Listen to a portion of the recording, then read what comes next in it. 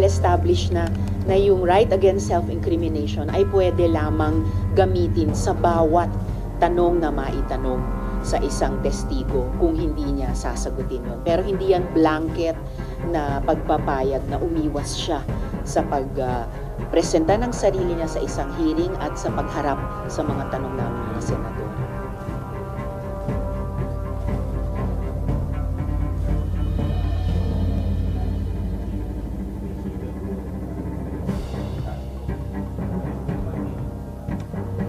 That's true, kaya't inaalam namin kung anong petsa at anong oras pinakamaagang pwede siyang ibalik dito. Nagko-coordinate na rin ang Senate Office of the Sergeant at Arms sa NBI. At yun na nga, mismong si NBI Director Santiago ay nagsabi